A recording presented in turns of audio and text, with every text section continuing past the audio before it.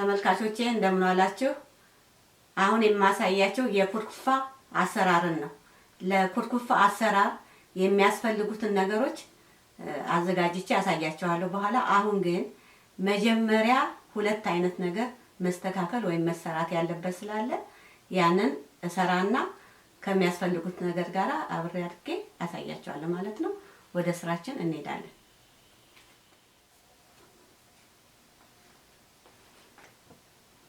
ይሄ ያልታመሰ የበቆሎ ዱቄት፣ ጨው፣ የተፈጨ የነጭ ሽንኩርት ዱቄት፣ የታመሰ የበቆሎ ዱቄት፣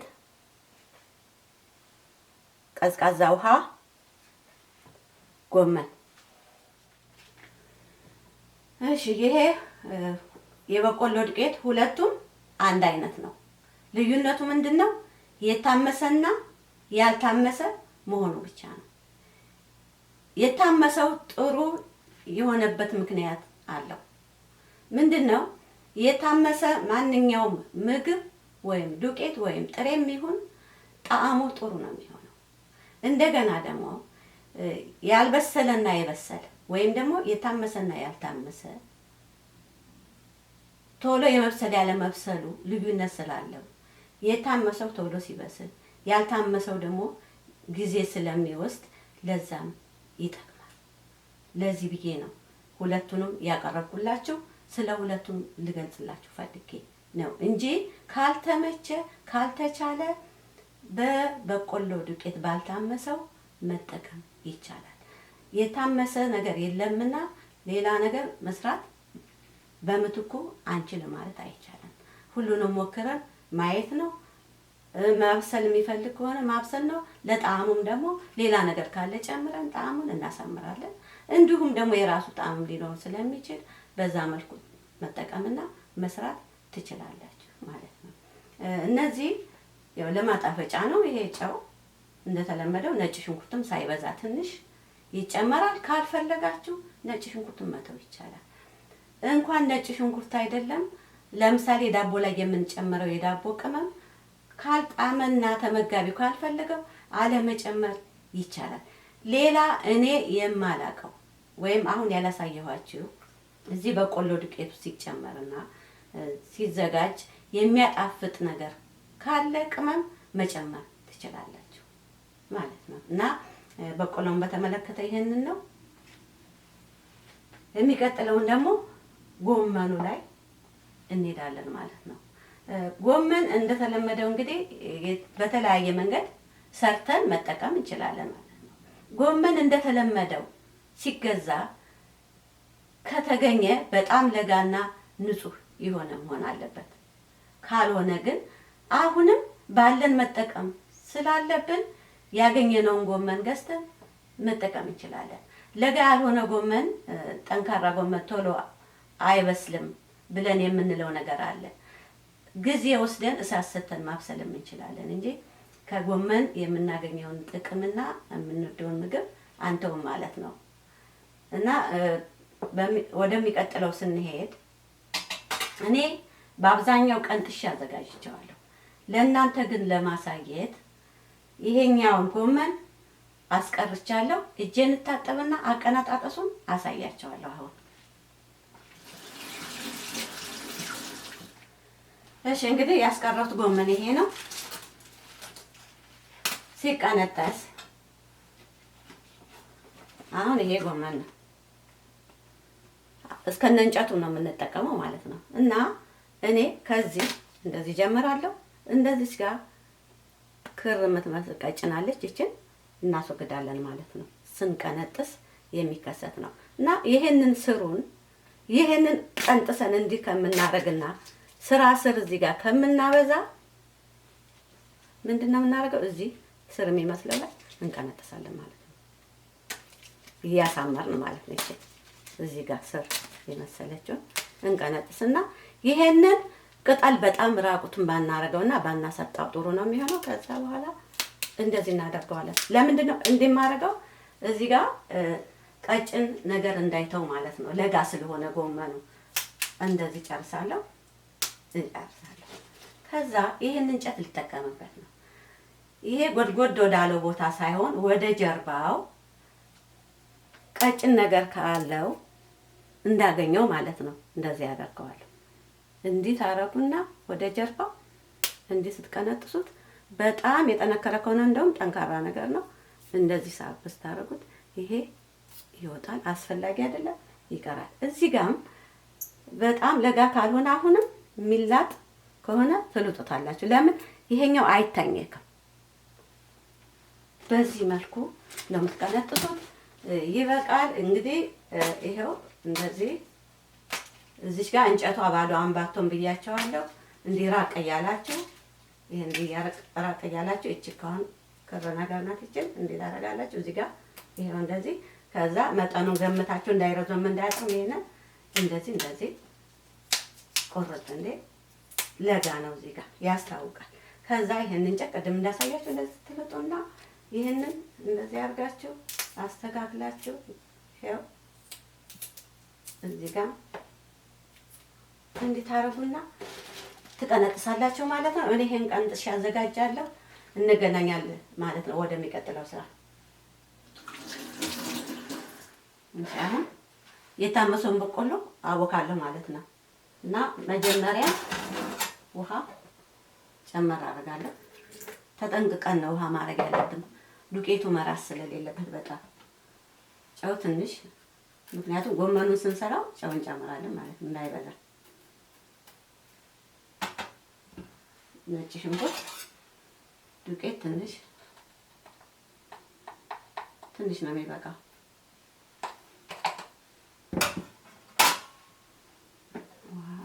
ትንሽ የሚያንስ ይመስለኛል።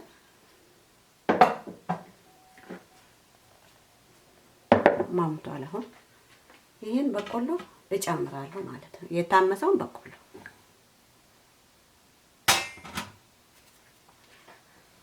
አበሰብሳለሁ። እንደ በሶ አበሰብሰዋለሁ ማለት ነው።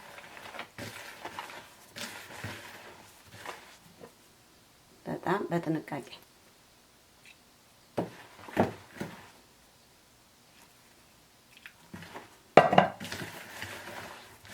እሺ፣ አበሰብስና እንገናኛለን።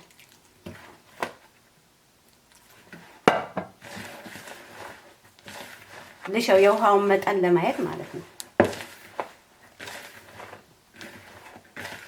እሺ ይኸውላችሁ ሽት አድርጌዋለሁ። አሁን የመብቃቱ ምልክት እንዴት መሰላችሁ የምትገምቱት? እንደዚህ ትጨብጣላችሁ። እንደበሶ በደንብ ይጨበጣል ወይ ነው። ይኸውልህ ትንሽ ይቀረዋል ውሃ። ይኸው ስለዚህ ትንሽ ጠብ አደርግና አሸዋለሁ።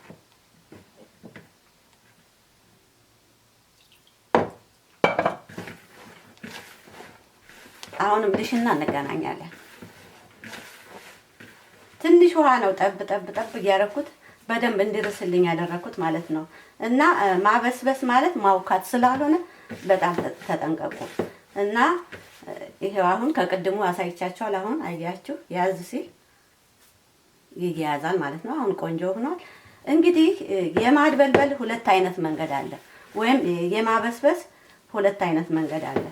አንዱ ደረቅ ያለ ነው፣ አንዱ ደግሞ ትንሽ ራስ ያለ ነው። ለዚህ ለኩርኩፋ አሰራር በጣም ያራሰው አይሆንም፣ በጣም ደግሞ ያራሰውም አይሆንም። እና ልክ በዚህ መልኩ መሆን አለበት። በጣም ሳይደርቅም በጣም ሳይርስም ማለት ነው። እና እዚህ ላይ ነው የምትጠነቀቁት። ይኸው አሁን ቆንጆ ሆኗል። እሺ አሁን ቅርጽ ሳናወጣ እንዲሁም መጠቀም እንችላለን። ይሄ የተበሰበሰውን ዱቄት ግን የበለጠ ጥሩ የሚሆነው ቅርጽ አውጥተን ስንሰራለት ነው። ያምራል። ከጎመኑ ጋር ሲሆን ለመብላትም ይመቻል ማለት ነው። እና እንዴት አድርገን ነው ቅርጽ የምናወጣው? አንድ በእጃችን እንጨብጠዋለን። ሌላው ደግሞ የአገራችን ቁና ከስፌት የተሰራ ስሩ ሰፋ ያለ ልክ በዚህ አይነት መልክ ከሆነ እዛ ላይ ይሄንን እናደርግና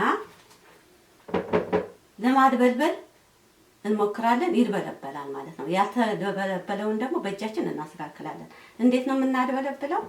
ልክ እንደዚህ ስናረገው በራሱ ቅርጽ ይሰራል። ይኸውላችሁ የተለያዩ ቅርጾች አሉት። እንግዲህ ይሄ ፕላስቲክ ሆኖ ደስላሳ ስለሆነ እንጂ ቁንዳ ላይ ስናደርገው ቆንጆ ነው የሚሆነው እና ቅርጽ የያዘውን እንዳለ ትተውና እንደዚህ ይሄኛው መድበልበል ያልቻለውን በእጅ እንደዚህ ቅርጽ አውጥቶ መጨረስና ማዘጋጀት ያስፈልጋል ማለት ነው። ስለዚህ ይሄንን እኔ አዘጋጅቼ ጨርሼ እጠብቃችኋለሁ። እንዴት ነው የማደርገው? እንደዚህ ያደረኩኝ ጫን ያልኩ እንዲህ ቁጭ አደርጋለሁ እና በዚህ መልኩ ይሄንን ሰርቼ ጨርሼ እንገናኛለን።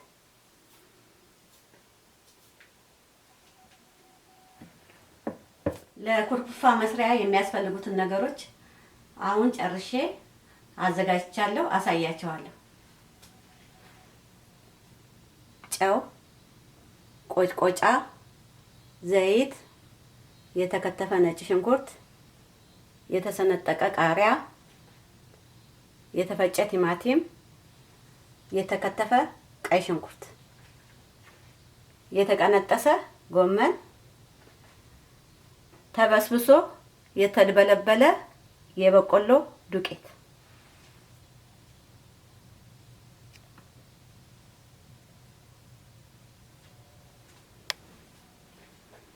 እነዚህ ናቸው። እዚህ ውስጥ ገለጻ የሚያስፈልጋቸው ነገር የለም። ሁሉም የሚታወቁ ናቸው። ቆጭቆጫ አቅርቤ ያለው ቆጭቆጫ ከሌለ በሚጥሚጣ መጠቀም ይቻላል። ሚጥሚጣ ከሌለ በቃሪያ ብቻ መጠቀም ይቻላል ማለት ነው። አሁን ወደ ስራው እንሄዳለን። የመጀመሪያ ስራችን የተፈጨውን ቲማቲም ብቻውን ለመጀመሪያ ማቁላላት ነው። ስለዚህ ወደ ድስት አደርግና አቁላላለሁ ማለት ነው። ስራዬን እጀምራለሁ። እሳቱን ለኩሻለሁ። ድስቱ ሰምቷል። ቲማቲሙን እጨምራለሁ ማለት ነው።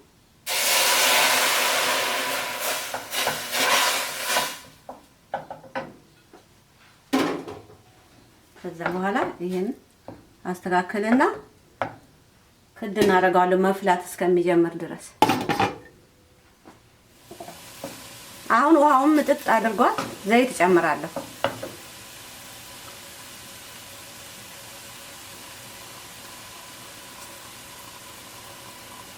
ይበቃል። አሁን ቶሎ ቶሎ አማስልና ትንሽ ጠበስ አደርገዋለሁ እንዲጣፍጥ ጣዕሙ። እሺ አሁን ጥብስ ብሏል፣ ይበቃዋል። ሽንኩርቱን እጨምራለሁ።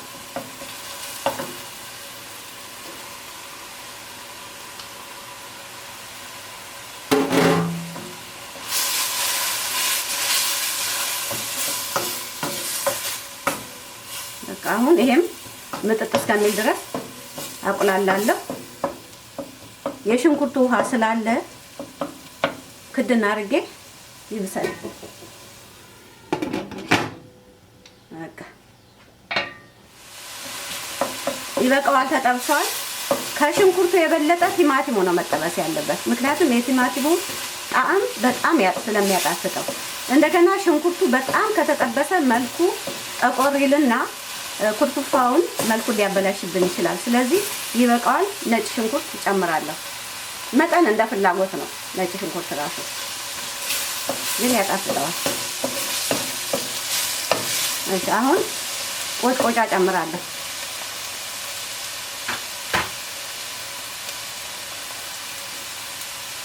ስለሚያቃጥል ትንሽ በቃ ቆጭቆጫ ከሌለ ሚጥሚጣ ከሌለ በቃሪያ መጠቀም ይቻላል ማለት ነው። ስለዚህ እኔ ቆጭቆጫ ላይ ጨምሬያለሁ። እንዳርብኝ ነው። እሳቱን ትንሽ ቀነስ ስላል ከዛ ላይ ጨው ጨምራለሁ።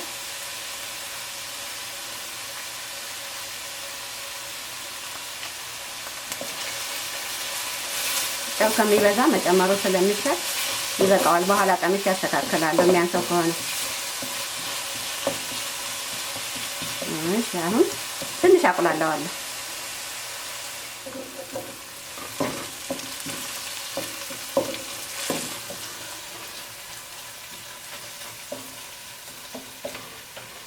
እሺ አሁን ውሃ አልጨምርም፣ ምክንያቱም ጎመኔ ለጋ ነው። እንደገና ሳጥበው ውሃ አለው በራሱ። ውሃውን ለመገመት እንዲመቸኝ መጀመሪያ ጎመኑን እጨምራለሁ። ከተፈለገ ግን የሚያር መስሎና ውሃማ ካልሆነ ጎመኑ እናንተ ውሃ ጠብ አድርጋችሁ መጀመሪያ ከዛ በኋላ ጎመኑን ጨምሩ።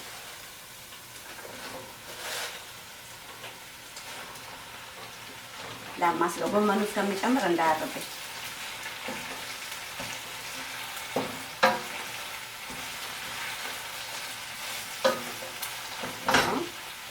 ቀስ ብዬ ጨምር።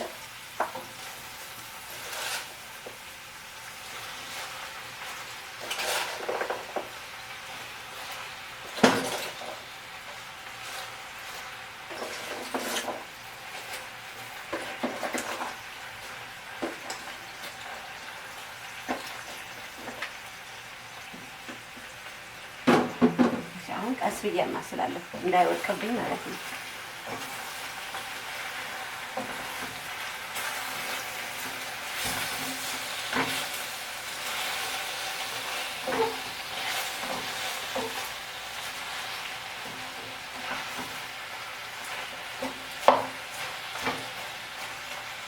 ከደን አደርገዋለሁ።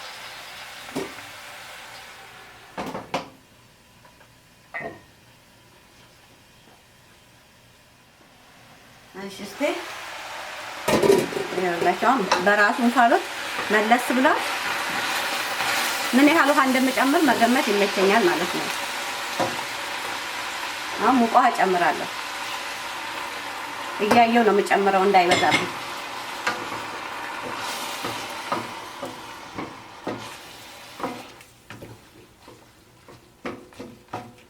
አሁን እንግዲህ ለሰዓት መስጠት ነው እንዲበስል ማለት ነው። እንዳያረግና አሁንም ክድና አድርጌ እንዲበስል አደርገዋለሁ። እንገናኛለን። እሺ ነው እንግዲህ ያው በስሏል። ትንሽ እንጨቱ እንዲበስል ትንሽ ውሃ አደርጋለሁ።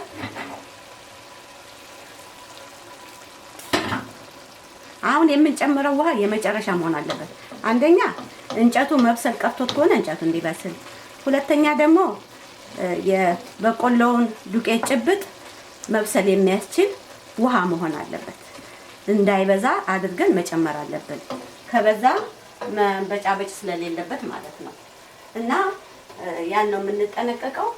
ሌላው በዚህ አጋጣሚ ጎመን አበሳሰል ላይ ያስቸግራሉ። አሁን አንዳንድ ጊዜ አገሬ ያለው በመገዛበት ጊዜ እንጨቱ አይበስልም፣ ቅጠሉ ቶሎ ይበስል ነበር እና ምን አደርጋለሁኝ እንጨቱን መጀመሪያ ነው የምጨምረው። ቅጠሉን ለይቼ ስቀነጥስ እንጨቱን ለብቻ አደርጋለሁ። ከዛ ቁሌቱ ላይ እንጨቱን ጭምር አድርጌ እንጨቱ በሰል ሲል የቅጠሉን እጨምርና እኩል እንዲበስል አደርገዋለሁ እና እናንተም በዛ መልኩ መጠቀም ትችላላችሁ ማለት ነው። ሌላው እዚህ ያየሁት የሽንኩርት አከታተፍ ነው። እኔ እንደፈለኩ ነው የከተፍኩት፣ እንደሚመች ነው የከተፍኩት። ሌላው ተመጋቢ ደግሞ ነጭ ሽንኩርቱ እንዳይታይ ከተፈለገ ድቅቅ አድርጎ መክተፍ ይቻላል፣ ምንም ችግር የለውም እና በዛ መልኩ ነው። አሁን ጨውን ቀምስ እናስተካክላለሁ። ትንሽ ይብሰል። ከዛ በኋላ የሚቀጥለውን ስራ እንሰራለን። ጠብቁኝ።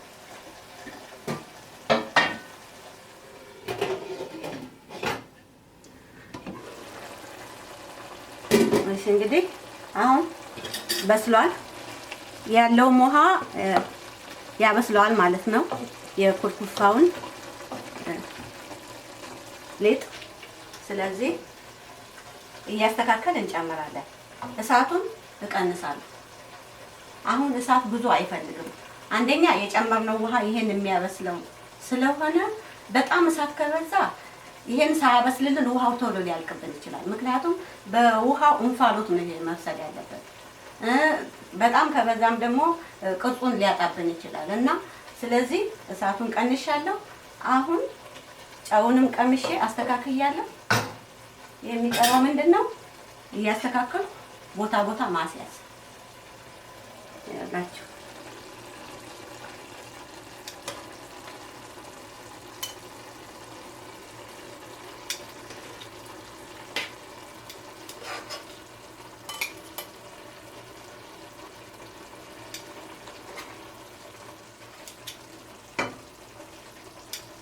እንዲማረገው ቅርጹን ይዞ እንዲበስል ነው እንዳይበላሽ ማለት ነው። ስለዚህ የሚመች ድስት ቢሆን ይመረጣል። አሁን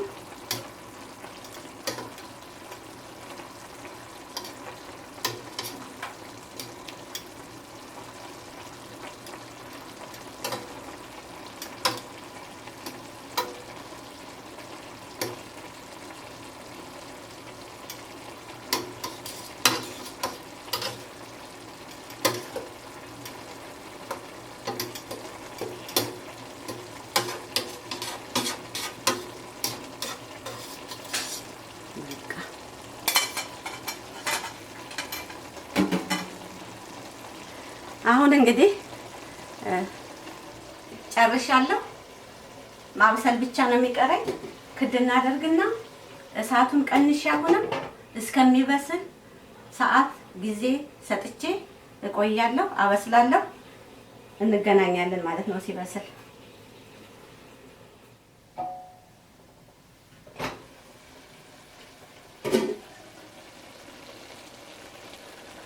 እሺ አሁን እንግዲህ ማየት ያለባችሁ ምንድነው?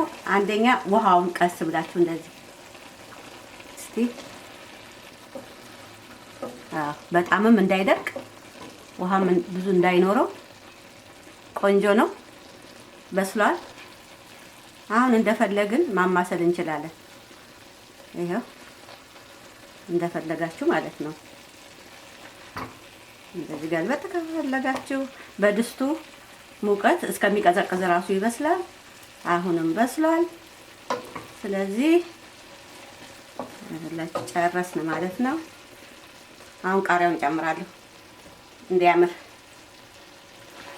ሲፈለግም በጣም ካልበሰለ ይበላል፣ ጣዕምም ያሳምራል።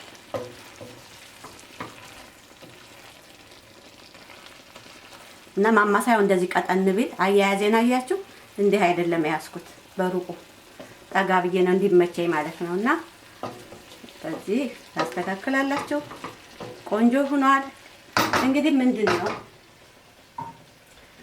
ይከዳት እንፋሎቱ ያስፈልጋል። አሁን አልበሰለም ማለት ሳይሆን ቆንጆ ነው የሚሆነው። አይጠቆር ምን አይል ሲበስል። እና ይሄ በቆሎ ዱቄቱ ማለት ነው ማባያ ማለት ነው። አሁን እንጀራን ከምንም ነገር ጋር እንበለዋለን። ይሄንንም እንደ እንጀራ ቆጥረን እንደ መብለያ ቆጥረን እንጠቀምበታለን። ስለዚህ ይሄ ቆንጆ ስራና በጣም ጊዜ የማይፈጅ ነው። ሌላው ጊዜ እንዳይፈጅ ለመቆጠብ ምንድነው ማድረግ ያለብን? በቆሎውን ጨብጠን ጭብጡን ፍሪጅ ውስጥ ማስቀመጥ አለብን። ከዛ በኋላ ጎመናችንን እየሰራን ያንን ጣል ጣል አድርገን መስራትም ይቻላል ማለት ነው። ጊዜ ለመቆጠብ ነው። እንግዲህ ኩርኩፋ አሰራር ማለት ይሄ ነው። ዛሬ ጨርሻለሁ። በሌላ ቪዲዮ እስከምንገናኝ ደህና ሁኑልኝ። ሰላም ቆዩ።